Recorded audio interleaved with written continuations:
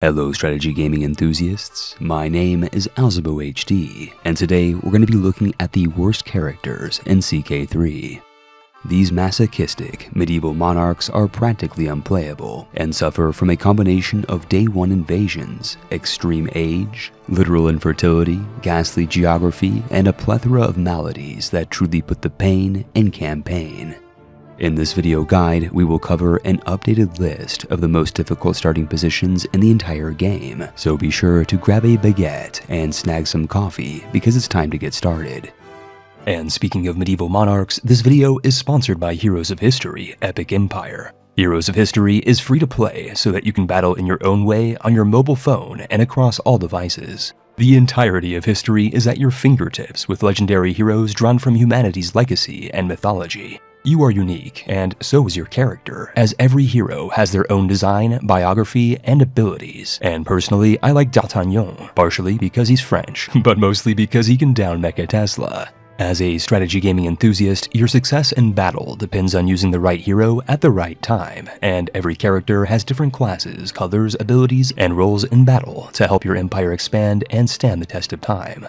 You can flex on your friends and family in multiplayer battles, or join forces with alliances to dominate diplomatically. Unlike CK3, Heroes of History is updated every month with new heroes, fresh events, minigames, and new features. Support AlzaboHD and become a part of history by downloading HOH for free today using the QR code on screen or by checking the link in the description box below, and let me know in the comments which heroes you pulled from the portal. Starting off our list of regrettable rulers is Marzipan Yugaraje of Cherchen in 867 AD. This 28-year-old one-province count belongs to a culture that no longer exists, and is entirely landlocked within the Tarim Basin, one of the poorest, most isolated, and least developed regions of the entire world. His only county is of the wrong culture and faith. His own faith is pacifist, which prevents most forms of casus belli, and his liege will lose every war to more powerful neighbors, which means your titles can be revoked at any time. Cherchen must be jerkin, because his loins are as barren as his holdings, and he has no children, not even a Fremen wife, and the only other member of his dynasty is his half-sister Jimotowina. With an army of about 3 soldiers and 300 camels, it's unlikely you'll survive even if you become independent, and with surrounding states that have actual militaries and the inability to declare war as a pacifist Buddhist, you're better off letting the spice flow into a game over. In ancient times, Asterix and Obelix protected Gaul from Roman predation, and by 1178, their legacy had allowed Brittany to persist as a sovereign and independent nation. Unfortunately for them, Konstanza now rules over this land, and our 17-year-old Duchess is all about the bass, no treble. This gluttonous girl boss and massive maiden is oppressed by a patriarchal marriage that predates feudal feminism, and thus she cannot give birth to any player heirs, which will lead to an automatic game over. If you have the Roads to Power DLC, your landless aunt will inherit instead, which isn't much better. You can't divorce your husband, so you'll need to accelerate your vows, which unavoidably ceds half your country to England. As a newly single sovereign, you can attempt to spawn an heir with a matrilineal marriage, but good luck staying independent when the neighboring Normans have 20,000 soldiers and the insatiable urge to mont your Saint-Michel. There's nothing great about Britain, the other Britain, particularly during an age when the waves are speaking Danish and Viking berserkers are your next-door neighbors.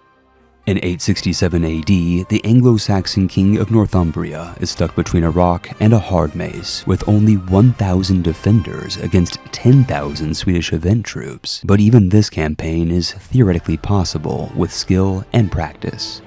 What isn't possible is playing as his subject Earl Oswine of Lancashire, as he has only 200 men to defend his titles from certain revocation. Realistically speaking, you have only a few in-game months to reverse the hardest defeat in British history, and it doesn't help that you're being double-teamed by 2 Danes with over 5,000 soldiers each. The only way to win is by not playing at all, and you'll get a guaranteed game over if you don't have the Roads to Power DLC. But with the power of fiat currency and your credit card, you'll instead be deported to France as a homeless man, which is an objective upgrade. It's time to let loose and hang out in the dungeons of Aquitaine, home of Queen Alienor of England and the 7th worst ruler in the medieval world. In 1178 AD, France was itself divided between Norman England and Capetian France, and unfortunately for Alice in Chains, she starts her game imprisoned by her husband, Henry II. He's King of England and hates you for your role in the revolt of 1173 and has a grudge too large for medieval marriage counseling. To be frank, you can't get divorced, none of your children belong to you due to your tradwife patriarchal marriage, and you'll get a guaranteed game over as your postmenopausal position will yield 0 viable children or heirs. Since you're married to the king, you can't join any factions against him, and even if you could, your eventual surrender of the mortal plane will spell defeat and a one-way ticket to the main menu. What if I told you that founding a Catholic French state in the Holy Land was a very bad idea, and in 1178 AD, this is even worse as it's ruled by a teen king with leprosy? That's right, we're talking about our boy Baudoin of Jerusalem, an Anjou with fantastic traits overshadowed by his lack of face and an impending date with death. Our leper lord has no game, maidens, nor heirs, but his sister Sibylla and Countess of Demonetization Land is set to inherit this burning bush, which will prevent an immediate game over. Baudoin's neighborhood is far from happy, and he'll have to contend with Saladin's 15,000 Saracen soldiers, a force that mogs his 3K musketeers.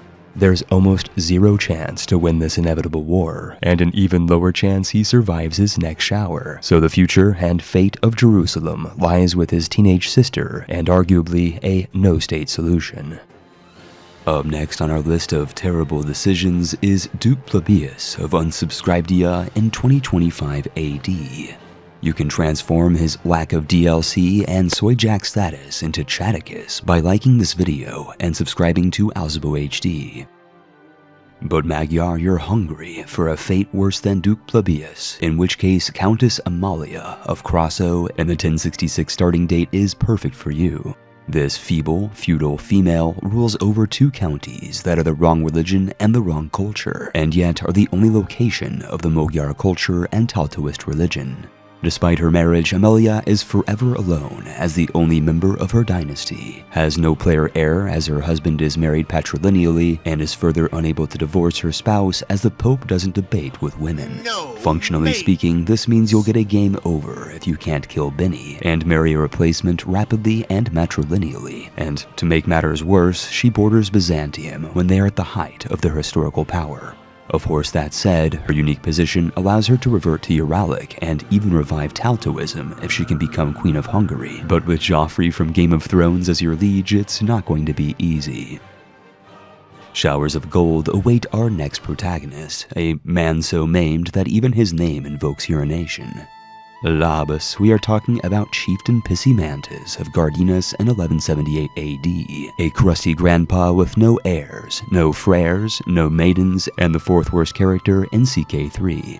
Mr. P is 81 with 1 foot in the grave, a worthless tribal holding in the late game, and you're in luck, as he's even Lithuanian. Every other European is hanging out in castles in the High Medieval era, and yet we don't have houses and are still yurting it in the 12th century. Thankfully, Pisimantas' nephew, Agimantus, is set to inherit, which won't give you a game over, but his government is tribal in a sea of centralized and more powerful polities. Stuck between Poland seeking your commonwealth and Ivan ready to sack you for rubles, being a Baltic babouche boy in medieval times is like a stream of suffering that ends in occupation and your choice of Russo or Prussification. There's Nagorno going back for our next cursed count, a man so maligned by the 5 divines that he's banished to Earth as an Armenian. But wait, it gets worse. Count Smbat of Suenik in the 1066 starting date is afflicted with incapability, by far the worst trait in the entire game.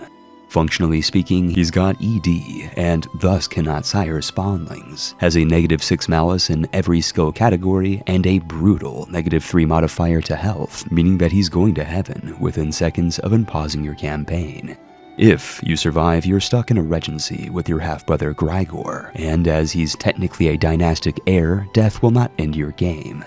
However, history has been unkind to the Armenians, and your one province county and holy mountains will be gobbled by Turkey's Asian ancestors 10 times out of 10. It is ironic that the new 1178 starting date adds double the trouble and introduces Count Hassan of Suenik, yet another Armenian OPM, and this guy is 83 years old, equally as likely to die, and is a vassal under Georgian management. The Eastern Turks, the Western Turks, and the men are coming, so it's probably best not to live in a Yerevan down by the river.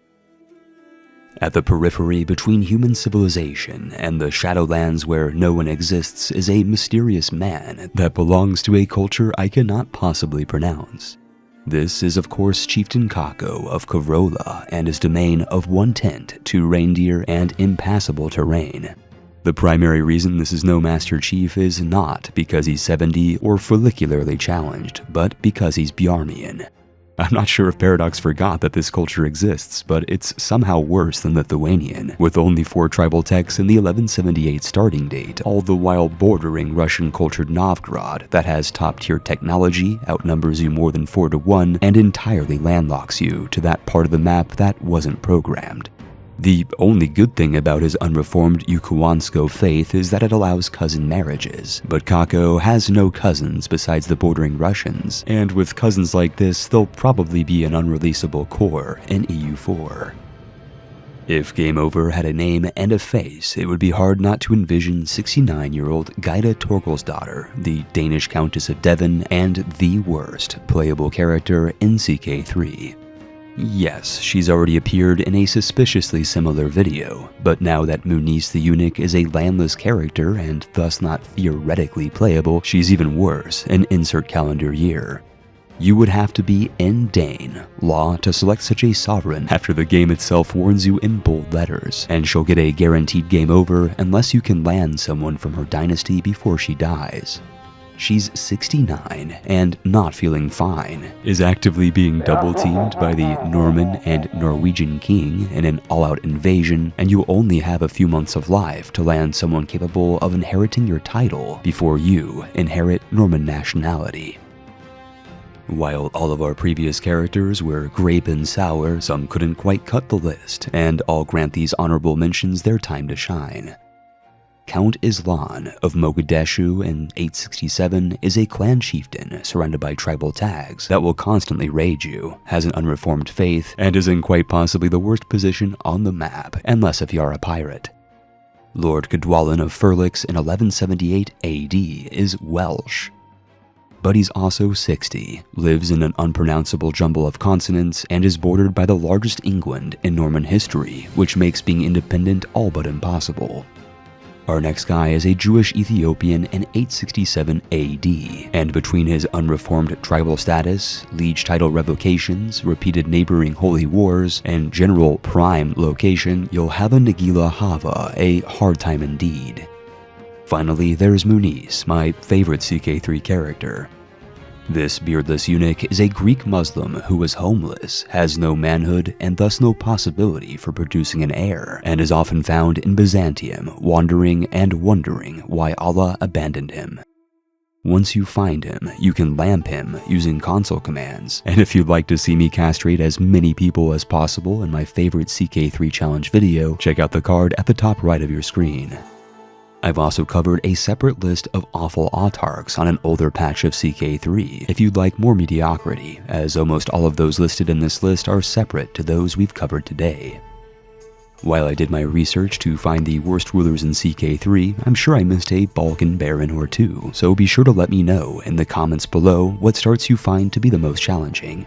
Support me, AlzaboHD, by checking out Heroes of History, Epic Empire in the description box below, a free-to-play historical strategy game and the sponsor of today's video.